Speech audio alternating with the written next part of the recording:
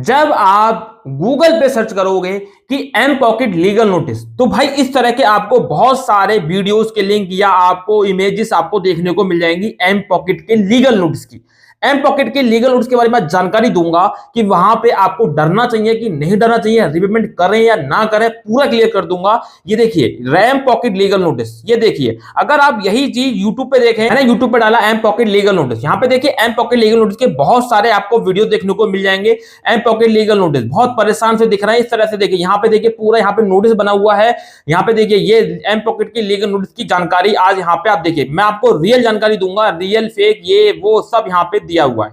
ये देखिए मेरे भी कुछ वीडियोस निकल के आ रहे हैं पुराने वाले, लेकिन लेटेस्ट की जानकारी क्या है वो मैं आपको दूंगा। एम पॉकेट लीगल नोटिस की बहुत सारी जानकारी निकल के आएगी कि एम पॉकेट्स का लीगल नोटिस आए, रिप्लाई करें या नहीं करें, रिपेमेंट करें या नहीं करें, करना क्या है ये देखिए मैं आपको दिखा दे रहा हूं, बहुत सारी आपको जानकारी मिलेगी। अब मैं चलिए इसको फिलहाल खत्म कर देता हूं।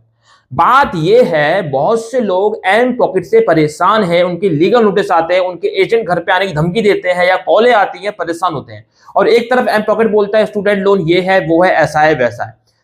हमको ये जानना है कि इस लीगल नोटिस से कैसे बचे, रिपेमेंट करें या नहीं करें, बहुत से लोगों का कंफ्यूजन है। देखिए सबसे पहले तो मैं आपको सारी बातें क्लियर करूंगा। सबसे पहले उससे पहले चैनल को सब्सक्राइब कर दें, बेल आइकन को प्रेस कर दें ताकि मेरी किसी भी वीडियो का नोटिफिकेशन आपको समय से मिल सके। और साथ ही साथ मेरे टेलीग्राम चैनल को भी आप ज्वाइन कर सकते हैं, स्क्रीन पर लिख कर रही होगी @vinayllb0। और डिस्क्रिप्शन बॉक्स में भी टेलीग्राम चैनल का मैंने डायरेक्टली लिंक प्रोवाइड कर दिया है, उस पर भी डायरेक्ट क्लिक करके टेलीग्राम चैनल को आप डायरेक्टली ज्वाइन कर सकते हैं। टेलीग्राम आईडी और डिस्क्रिप्शन बॉक्स में मैंने दे रखी है। मेरा सेकंड चैनल है विनय एलएलबी 2.0, इसको आप सब्सक्राइब जरूर कर लें, बहुत बड़ी मेहरबानी होगी, आपको इस पे कुछ नई जानकारी देखने को मिलेगी। अब दोस्तों सबसे बड़ी समस्या है एम पॉकेट लीगल नोटिस की। बहुत सारे वीडियोस या आप गूगल पर सर्च करो, इमेजेस आपको मिल जाएंगी, ऐसा करो वैसा करो ये करो। रियलिटी ये है लीगल नोटिस एम पॉकेट का या किसी भी कंपनी को अगर आपके पास आता है बाय मेल आ रहा है या बाय व्हाट्सएप आ रहा है तो लगभग 95% वो फर्जी होता है। अगर व्हाट्सएप पे आ रहा है वो तो 100% फर्जी होगा। अगर एक बार के लिए मेल पे आ रहा है तो 5% आप उसको रियल मान सकते हैं, ठीक है। अगर आपके घर पे आ रहा है तो वो 100, 150%, 200% ओरिजिनल होगा। क्योंकि ये फ्रॉड वाले जो होते हैं ना, ये कंपनी वाले होते हैं, जो एजेंट होते हैं, ये आपसे लोन की रिकवरी के लिए कि आपका लोन का रिपेमेंट जल्दी कर सके, आपको सबसे पहले ये आपको व्हाट्सअप करेंगे, आपको डराएंगे, आपको धमकाएंगे ताकि आप रिपेमेंट जल्दी करें। मैं आपको बता दूं उनके लीगल नोटिस में कई विश्वास मत करना। उनके लीगल नोटिस एक स्टैम्प पेपर पे होंगे, 100 रुपए का नोट छपा होगा, उस पर 2-4 मोहरें ठपी होंगी, यकीन नहीं करना है। या ऐसा करेंगे कोई लीगल नोटिस उन्होंने उठाया, आपका नाम डाल दिया, सब कुछ चेंज कर दिया, हूबहू उन्होंने पूरा फोटोशॉप से आके एडिट कर दिया, सब काम कर दिया और आपको डरा दिया। आपको कोई नॉलेज नहीं है, आप बन गए, आप चूतिया बन गए, आप डर गए और आपको लग रहा है कि मर गया अब क्या होगा। भाई कुछ नहीं होगा जब तक आपके प्रोफेशनल मेल पे जो आपने मेल डाला उस पर मेल ना आए या आपके घर पे ना आए, तब तक आप एम पॉकेट के लीगल नोटिस पे विश्वास मत करना। अब चलिए मान लीजिए आपके घर पे आ भी गया तो करना क्या है, तो भाई आप उसको ऐसे लीजिए, उसको पढ़िए, हो सके तो आप उसको कायदे से जवाब दीजिए। अगर हो सके उस पर किसी वकील का नंबर पड़ा है, कुछ पड़ा है, नहीं तो पहली दफे में आ रहा है नो टेंशन, दूसरी दफे आ रहा है नो टेंशन, तीसरी दफे में आ रहा है नो टेंशन, आप उसको ऐसे करके फाड़ के फेंक सकते हैं, ये आपका कुछ भी नहीं कर पाएगा। जी हाँ, यहां पे क्या होगा, 1000, 2000 मैक्सिमम लिमिट इसकी 45,000 है। मान लीजिए आपने 45,000 का लोन ले भी लिया, इससे भाई 10,000, 15,000, 25,000 तक का लोन पे बैठ करती है। अगर पूरी लिमिट आपको मिली भी गई, आपने लोन ले भी लिया, तो 45,000 भी कोई ज्यादा नहीं होते हैं। इसकी मैक्सिमम लिमिट 45 या 50,000 है, ठीक है। अगर आप नहीं भी चुकाते हैं तो भी ये आपका कुछ भी नहीं कर पाएगी। भाई 45,000 के लिए ये कोर्ट कचहरी नहीं करेगी, कोर्ट कचहरी में इसका समय खराब होगा, इसके पैसा खराब होगा, आपका ये कुछ नहीं कर सकते। क्योंकि अनसिक्योर लोन में इनके पास भाई साहब अधिकार बहुत है, लेकिन एक भी अधिकार इस्तेमाल का नहीं है कि जिसका इस्तेमाल करके ये आपका कुछ बिगाड़ पाए। ना ही कोर्ट केस कर पाएंगे, लीगल नोटिस तो भेजेंगे, डरने की जरूरत नहीं है, बढ़िया घर पे खाना खाओ, पनीर बनवा के, कोई प्रॉब्लम वाली बात नहीं है, ठीक है। लेकिन ऐसा मत करो कि इस वीडियो को देखने के बाद उसका गलत मिसयूज करो कि भाई विनय ने तो कह दिया है। अरे नहीं करो भाई, पैसा है तो पहले पैसा चुका दो। क्योंकि बहुत सारी संभावनाएं ऐसी होती है, अगर कंपनी ने ये जांच कर ली कि आप 420 कर रहे हैं, कंपनी के साथ पैसा लेने के बाद आप जानबूझ कर नहीं चुका रहे हैं, तो भाई इसमें आपको प्रॉब्लम हो सकती है।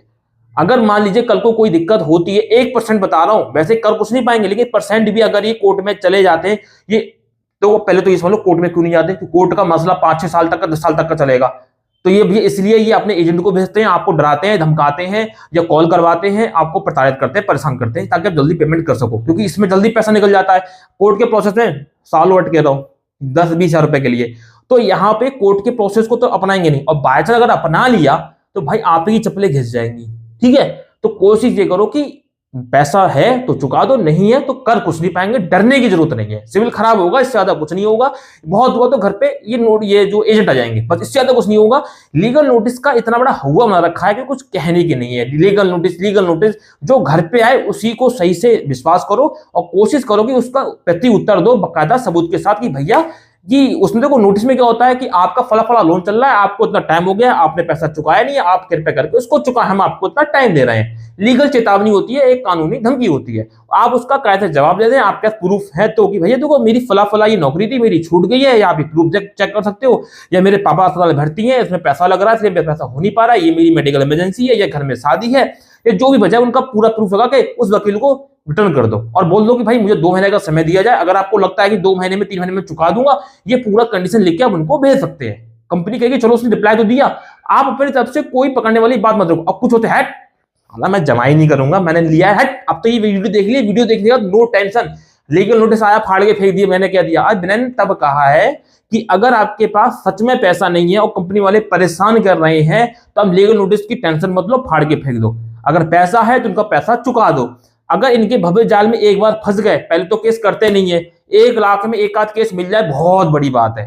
अगर धोखे से मैं 1 लाख एक आध केस कर दिया 1 लाख में और वो आप निकले तो फिर आपकी बिल्कुल फटी रखिए, क्योंकि आप कर्नाटक के रहने वाले, केस हो रहा है मुंबई में या जम्मू कश्मीर कन्याकुमारी में, तो भाई आपको उस कोर्ट में जाना पड़ेगा, तारीख करनी पड़ेगी। और तारीख पे अगर आप सोचा है मैं नहीं जा रहा हूं कोर्ट को, आपने कोर्ट के तारीख का उल्लंघन किया, 1 तारीख पे नहीं गए, 2 पे नहीं गए, 3 से 4 तारीख के बाद सीधे अरेस्ट वारंट जारी हो जाता है। ध्यान रखिएगा, अगर केस कोर्ट में पहुंचा तो ठीक है, अगर नहीं किया कंपनी ने तो अधिकतर केसेस में कंपनी नहीं करती है, क्योंकि भाई लाखों लोग हैं, लाखों लोगों पे केस कर देगी, नहीं कर पाएगी भाई, सब जेल थोड़ी चले जाएंगे।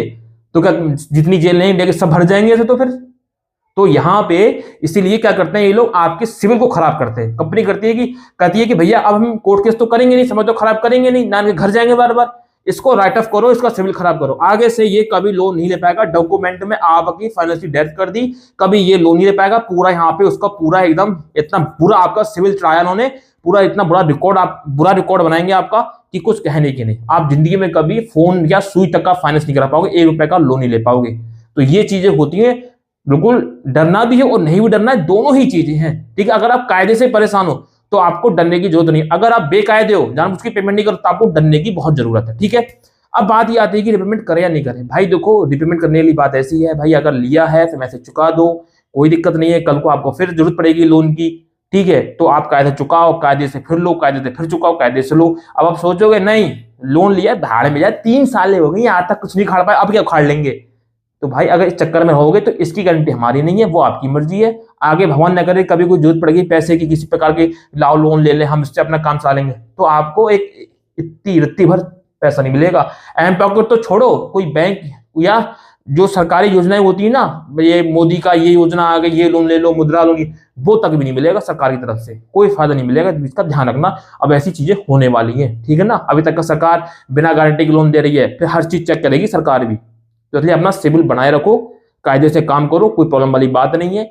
अगर सब पैसा है चुका दो, रिपेमेंट कर दो, नहीं है कायदे से परेशान हो तो आपको तब भी डरने की जरूरत नहीं है, क्योंकि लोग कुछ भी नहीं कर सकते हैं। ठीक है, अगर कायदे के व्यक्ति हो तो, और बेकायदे के वो 420 वाले, तो भैया डरने की जरूरत है। कल को केस कर दिया, केस में फंस गए, फिर कहोगे हमने तो उनका वीडियो देखा था बिना सर का, तो भाई इसमें मेरी कोई गारंटी नहीं है। मैं उनके लिए वीडियो बना रहा हूँ जो कायदे में परेशान है, इनको सच में परेशानी है, तो उनको बिल्कुल डरने की जरूरत नहीं है। लीगल नोटिस से किसी चीज से ये कुछ भी नहीं कर पाएंगे, ठीक है ना। इस बात का विशेष ध्यान रखें। तो उम्मीद है कि आपको पूरी जानकारी समझ में आई होगी कायदे की।